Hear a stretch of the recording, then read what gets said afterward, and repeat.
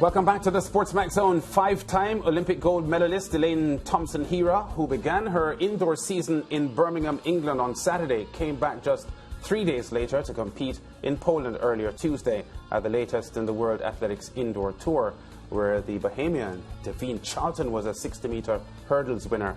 Thompson-Herah's time of 7.14 seconds in Heat 2 saw her comfortably qualifying for the final from what some considered a pretty easy field, facing tough opposition though from the current world leader and hometown favourite in the final, Ewa Swoboda of Poland. Thompson-Herah suffered her first defeat of the 2022 campaign with a time of 7.04 seconds to finish second behind Swoboda's meeting record of 7.03 seconds. And the race results in total: Swoboda 7.03, Elaine Thompson-Herah 7.04, and Pia Skrzyjowska, another Polish athlete, 7.14. Daryl Nita, the British runner, finishing fourth in 7.17 seconds. Now, with the World Indoor Championship set for the 18th of March, is this a good place to be for Thompson-Herah? Joining us to discuss Thompson-Herah's projection for the season is ace track and field journalist and SportsMax.tv writer Leighton Levy. Before the supreme Thompson-Herah discussion, though, Leighton, a word on Davine Charlton's fine sprint hurdles win today. She had a few wins in Kentucky and Texas on the other side of the Atlantic since January, but she was pretty smart today as well. She looked very good today. She was disappointed at the meet in New York, the Melrose Games a few weeks ago. And I remember she posting on her Instagram that she wasn't very particularly pleased with the race or the time. Today, I don't think she can say the same, because this is one of the fastest times in the world this year. And she looked very, very strong. She controlled this race from the beginning. And of course, I'm sure she'll be very pleased with the eventual outcome. 7.90. And, of course, winning quite comfortably. 7.96 was second, which means that there was daylight between first and second, suggests that she's actually finding her rhythm now. And actually, as you mentioned, a couple of wins already coming into this meet. She is looking pretty good for what could be, I'm not sure if she's racing in Madrid next week, but it could be a nice way to bow out the indoor season. Yeah, we'll have a lot more time to discuss in the coming months the potency of Caribbean sprint hurdlers. Well, not only on the men's side, but the women's side as well. Megan Tapp, a bronze medal winner in Tokyo. There's Brittany as well, Brittany Anderson, and Davine here as well, and Danielle Williams and so on. But Thompson-Herah now, Leighton, has not been a tremendous starter in her entire career. So going 60 meters indoors is a bit of a test for her against athletes who are naturally faster starters than she is. She didn't get the best start today, but she ran on and pushed the outstanding or informed Polish runner right to the wire. Your thoughts on her effort today? I thought it was a pretty good effort. I mean, when you look at well, let me coach it like this. She's up against perhaps the best starter indoors in the world in Swoboda. 7 flat, which is the world lead, 7.03, 7.04, 7.06. This is what she's been doing consistently. She's the best 60-meter hurdler in the world this year, with the exception of perhaps the American Mirabeth, last name I can't remember right now. But the thing is, and you saw her start in the preliminary round, you knew what Elaine was going to be up against. And of course, in the final, she got another brilliant start, but Elaine was not very far behind, as you would have probably thought, given the struggle she's had with her start. But she was within striking distance. She just ran out of real estate. If you look at the race now, you'll see someone have get away. But Elaine was not very far behind. And then eventually, using her superior speed, closed on her. She just ran out of real estate. I don't think Elaine was particularly displeased with the performance. And I think she'd probably be a lot happier than she was in Birmingham with the start. So it's looking like it's moving in the right direction. I actually venture to say that if Elaine had one more indoor race this season, because I suspect that this might be her last, she would probably break 7 seconds in her next race. I know her husband has been, who's been coaching her, has been in New York with her working on her start. And they spent a lot of time working on the start yesterday. And I think it paid off today. The start in the preliminaries wasn't particularly great, but then there was no need for her to overextend herself because the field was pretty soft, and she cruised through in 7.14. But in the final, she ran a pretty good race. Her patience was there, and of course, her speed is always there. So I think she'll be pretty satisfied coming away with a 7:04 run, considering that she wanted to break 7 seconds. The fact is, Elaine hasn't raced over 60 meters since 2017 when she ran 6:98. The 2 races, I don't think, would be enough for her to get to that level. When they consider that Swoboda, I think, has 7 or 8 races over 60 meters indoors this season. Comparatively, Elaine didn't have enough races under her belt to get with all the phases of her race together to allow her to break 7 seconds.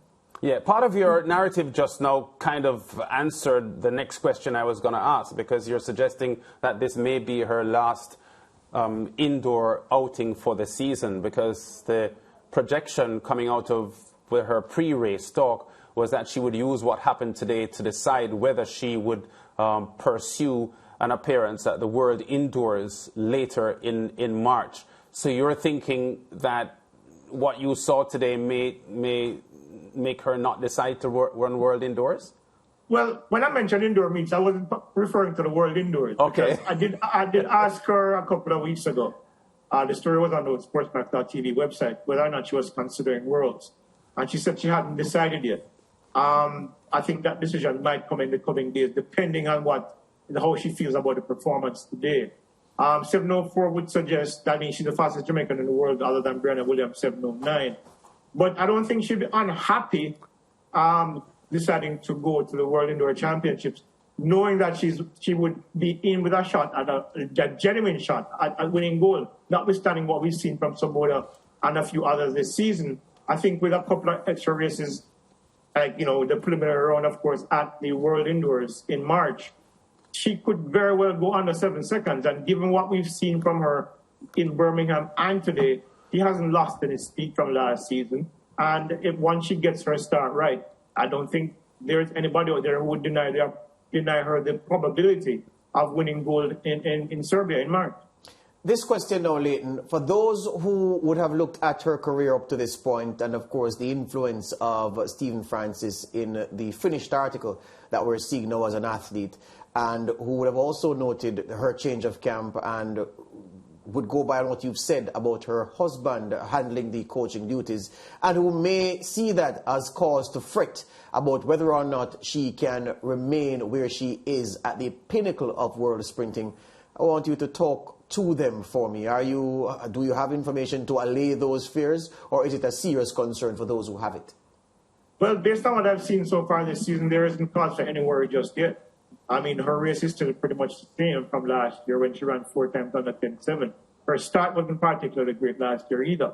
If you remember, in Lausanne, where Shelly and Fraser-Price won in 10.60, Elaine Thompson, who probably got the worst start of her season in that race, came back to run 10.64. So, based on the evidence of what we've seen so far, I don't think there's any cause for, any cause for concern about whether or not she'll be able to deliver on what we saw from her last year when the outdoor season finally begins, because she still looks really good. Her speed is there, her acceleration is phenomenal as always. I'm just thinking that they probably want, as she said to me a couple of weeks ago, the indoor races that she planned to run this season was in preparation for overall 100.